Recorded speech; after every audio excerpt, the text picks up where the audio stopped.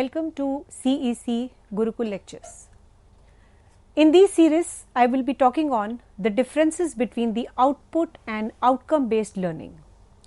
Now, as far as both the words are concerned, there is a huge confusion among many people that they are the same, or they are the synonyms. But yes, there is a huge difference between the output and the outcome based education.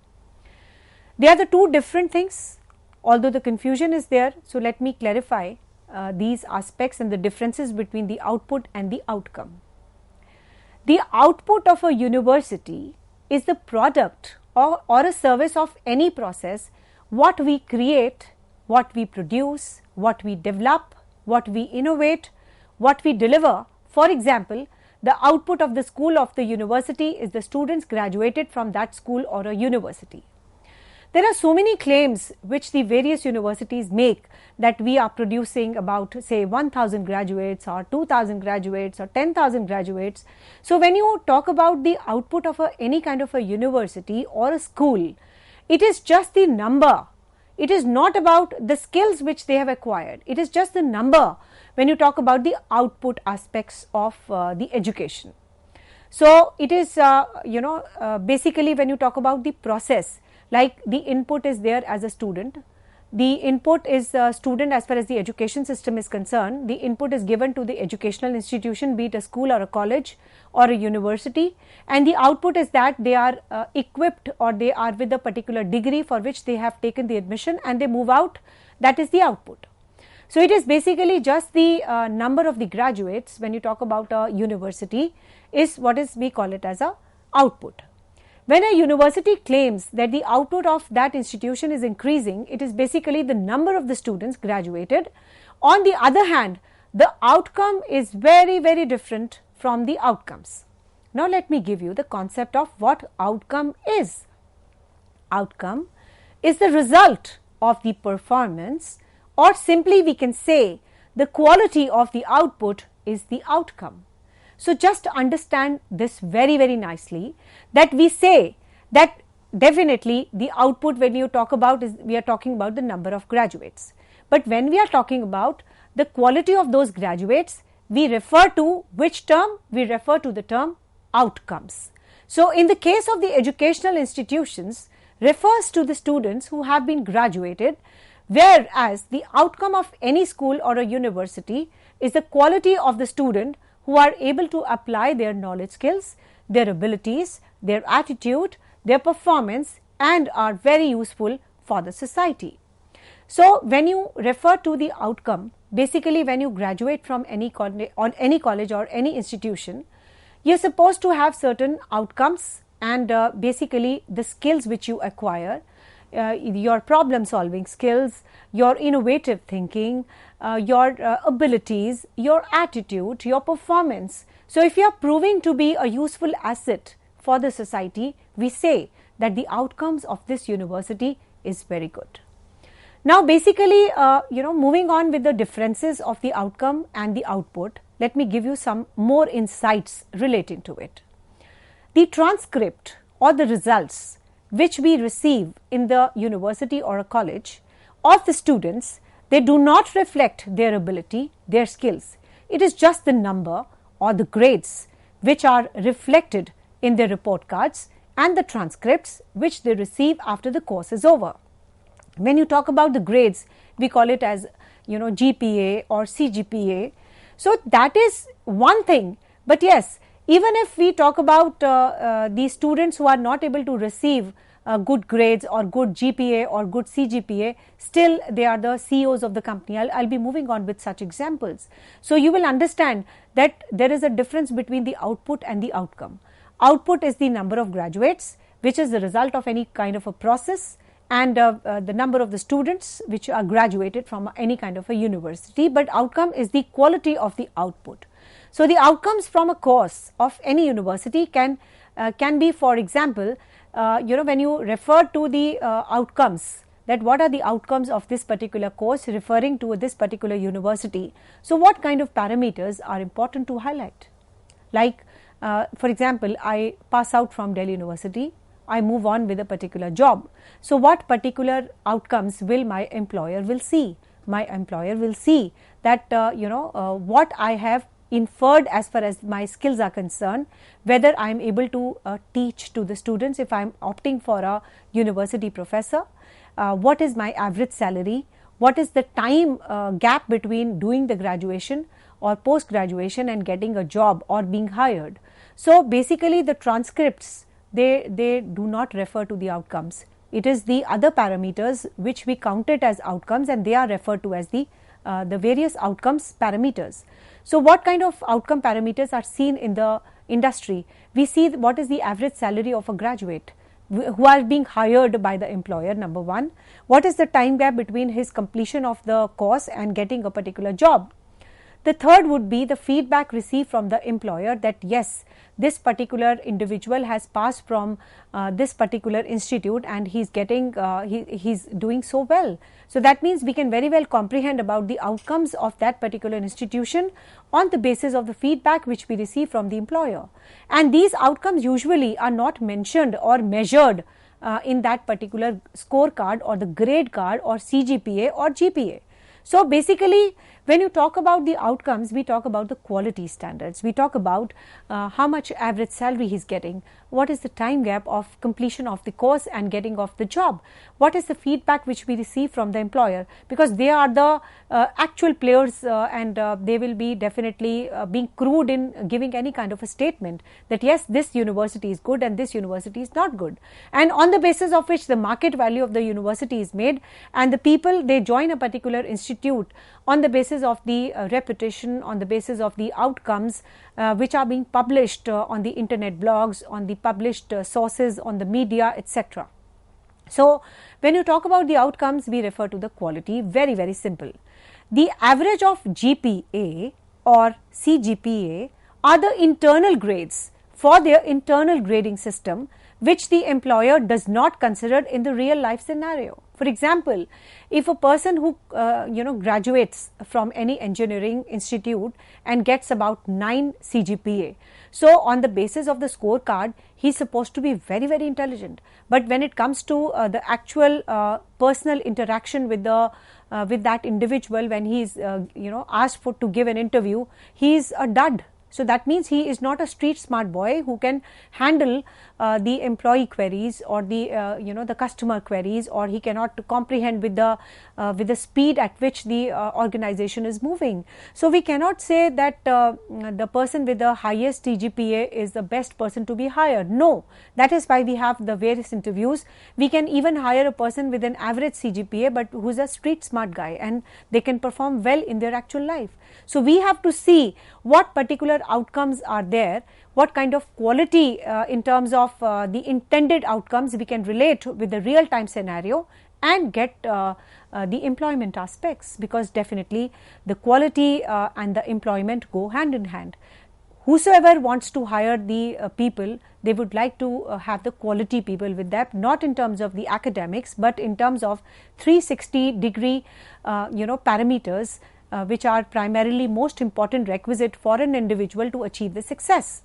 So now moving on to the definition of the quality grades, in most of the cases is of its application not in terms how much knowledge is delivered to the student, but it means whether the knowledge has been understood or is able to apply in the real world scenario, and we can say that how much he or she even motivated after studying the subject. So just understand the basic difference between the output and the outcome. This particular example is very, very clear.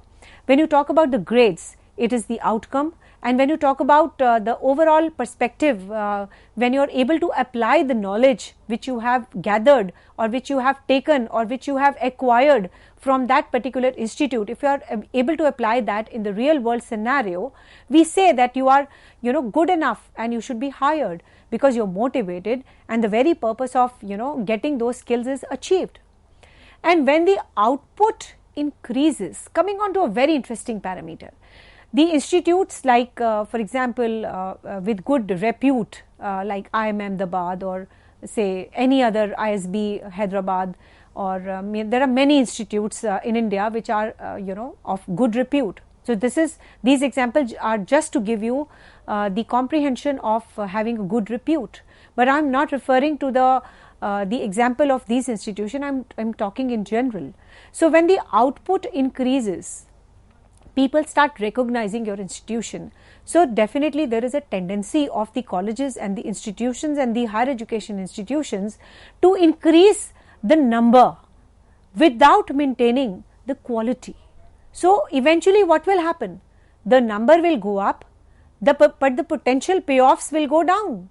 So this is what you have to keep in mind, because you are not here to lose the credibility, you are not here to lose the reputation, you are here to build it. So any institution who is trying to increase the output is having a tendency of just moving on with the number without maintaining the quality performance, the quality standards. So definitely it is a total demise, and that institution will become very slowly a Titanic. So you have to keep this in mind, that if you are trying to increase the number of the graduates, or you are trying to increase the for the potential benefits or the potential profits, the number of the persons who wants to get admission in your institute, be very, very particular about maintaining the quality standards. Otherwise your potential payoffs, your profits will go down, the reputation will go down, the credibility will go down. And instead of gaining the profits or having the profits, you will be on the contrary losing everything. So it will be a losing battle then. So there are many schools and the universities which increase their output by increasing their enrollment without maintaining their standards and the required essential resources for a system or effort to maintain. In the other words, output is a quantity of knowledge by which their output will go up, and the outcome, that is when you talk about the reputation or the credibility, will come down. So all the higher education institute, it is a kind of a alert for you that if you want to increase the number, the potential number of the candidates, you have to maintain the quality standards so that the outcome is also good. Now coming on to another paradigm of OBE framework. OBE framework gives lot of emphasis on the competence.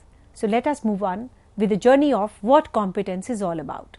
Let me give you a quote given by Goethe. Knowing is not enough, we must apply.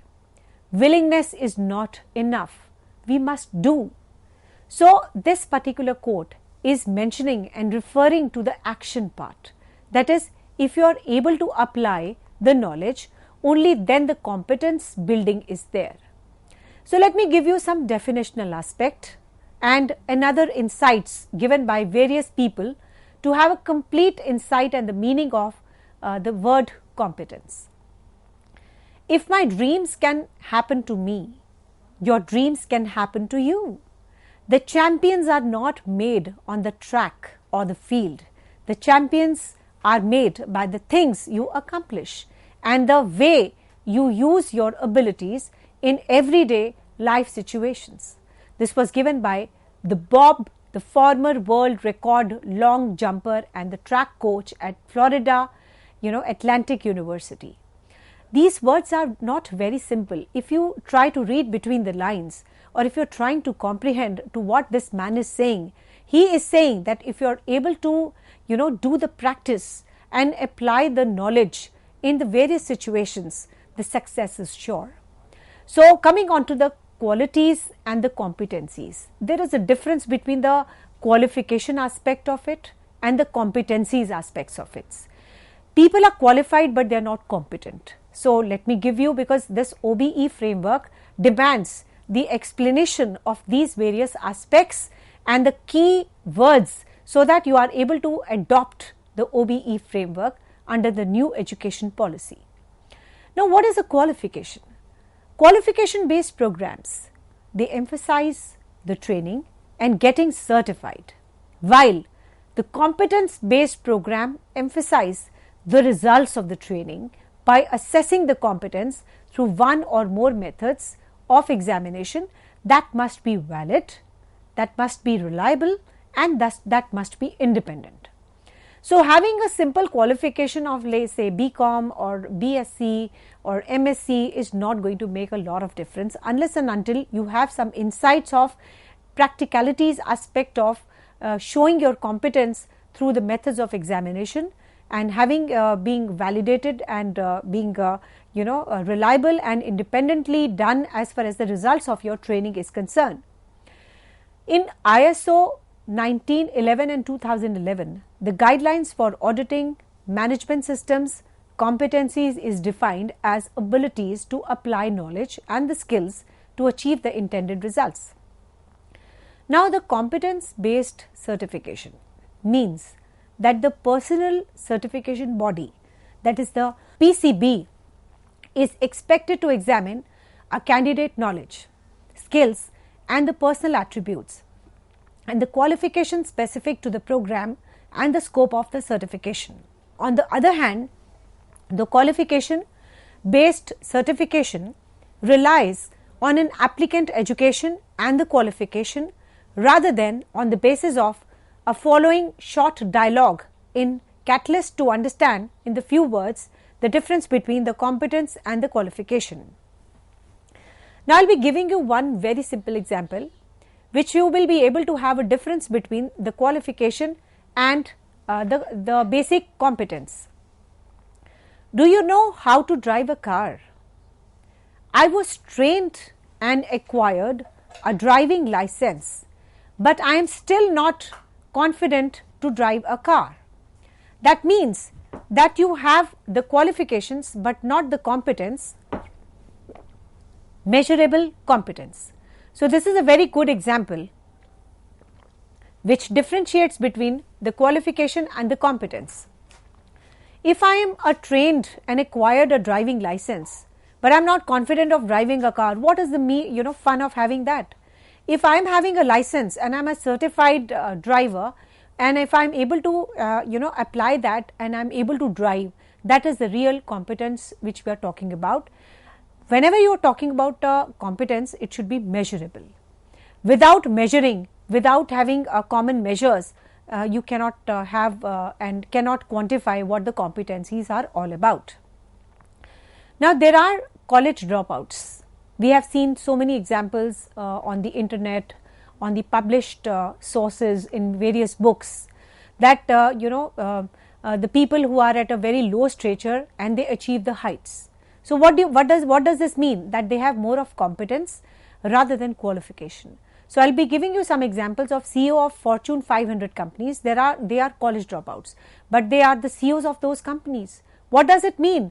That they are having the competencies but not the qualifications. So, therefore, having both qualifications and competencies, they help immensely, but the people can still excel through their competencies rather than the qualifications.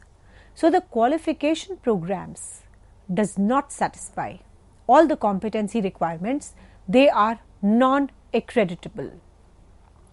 The qualification based programs, they emphasize the training, while the competence based programs, they emphasize the results of the training by assessing the competence through one or more methods of examination that must be reliable, valid and independent. The competency based certification program define first the competencies required so that they can properly be examined. What is the conclusion? The conclusion says the certification and the competence complement each other. Now, this is a very interesting aspect which I am trying to highlight here, that qualifications have their own significance and the competence has their own significance. So, they both complement each other. If you have the qualification and the requisite competence, then the sky is limit for you, nobody can defeat you. So, it is very important for the employees to receive some in-depth training and certification, but putting the training into practice is what really makes the knowledge applied. Now, I am moving on to a very, very important aspect of OBE framework, CLO, PLO, PEO, mission and vision. So, let me elaborate under some backdrop, and we will be taking few examples of how these are made and elaborated. Now, before I elaborate, let me give you a concept of accreditation and outcome based learning. We have two accreditation bodies, that is NAAC and NBA for the technical courses. So, they also recognize and they accredited the bodies if they are having the outcome based learning education system. The globalization the changing demographics, the technological advancements are some of the key driving forces of the future. And definitely if you talk about the changing dynamics or say the dynamic environment which is surrounding us, they actually push you up towards doing some radical changes into the present setup. So globalization, changing demographics and the technological advancements are some of the key drivers and the factors which has led to the changes in the education system, and from the traditional teaching pedagogies we are now on to the outcome based education framework. Our students will have to be prepared to face these challenges and seize the opportunities brought about by these forces. In the 21st century, learning, students use educational technologies to apply the knowledge to the new situations, analyze the information, collaborate, solve the problems and make decisions. Definitely, they are born in the silver age with a silver spoon in their mouth. Nothing can stop them because they are living in the world of a knowledge revolution which is available to them on a click of a button. So having these kind of challenges, definitely the student has to be prepared accordingly. So these changes, these changing dynamism, changing situations, ever changing situations, they force us to adopt such a framework as far as specifically when you talk about the educational institutions, to adopt the ICT enabled, that is the information communication technology enabled pedagogies, so that they are prepared for the 21st challenges. Otherwise they will be lost in the crowd and nothing can help them to come up and achieve the success. The 21st century education structured should be outcome based, which developed certain critical core competencies like collaboration, digital literacy, critical thinking and problem solving and the self-learning. These are primarily the major skills which we talk about. The curriculum should encompasses high order thinking skills, multiple intelligences, technology, multimedia, communication skills, self-learning methodology along with the authenticated scientific assessment and evaluation.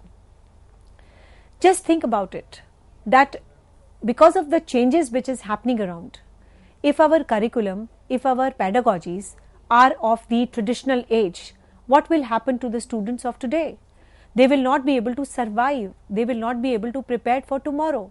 So we have to inculcate these kind of skills into them. We have to impart these vital skills which are very, very pivotal for them to achieve the success and even to survive. Not to talk about the success, even for the basic survival, the knowledge of computer, multimedia, communication skills, self-learning methodology, pedagogies, assessment, evaluation, high order level thinking, multiple intelligence, multitasking, etc. have to be imparted to the student of the 21st century to combat with the challenges which he is facing. Now coming on to the curriculum, it should be providing with the direction so that the student can learn by themselves and work both independently and interdependently.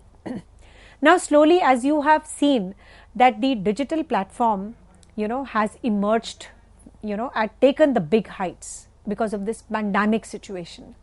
Before that we were more into blended teaching, more of the physical interaction of the student and the teachers and less on the digital framework.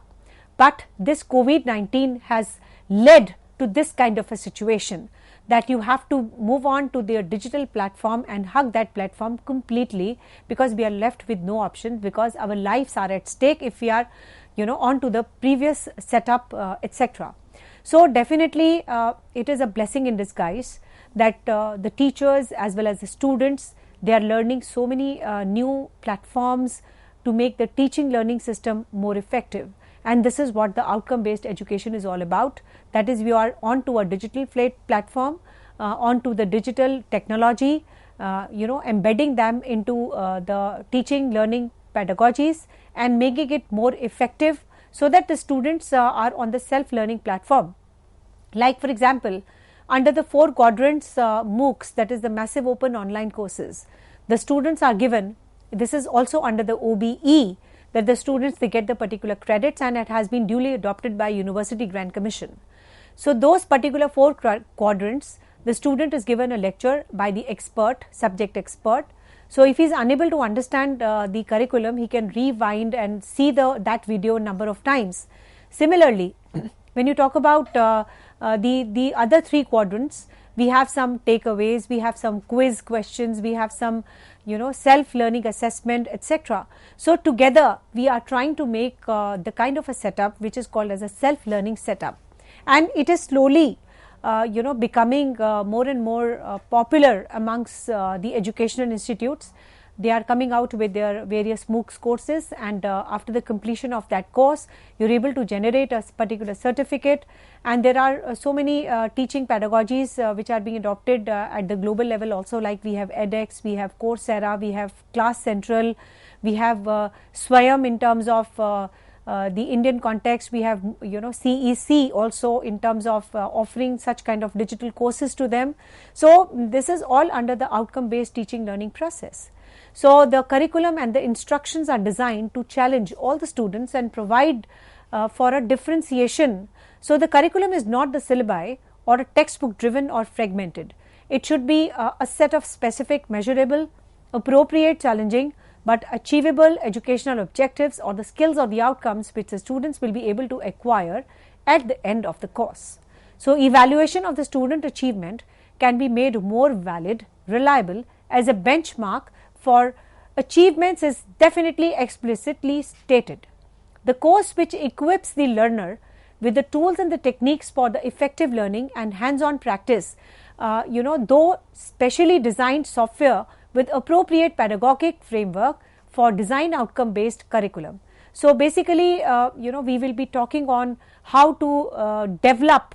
We'll be giving you specific examples of the various taxonomies used, how to develop the program outcome, how to make the program more effective, and the effective tools, which is a prerequisite and primarily for the success of adoption of OBE framework.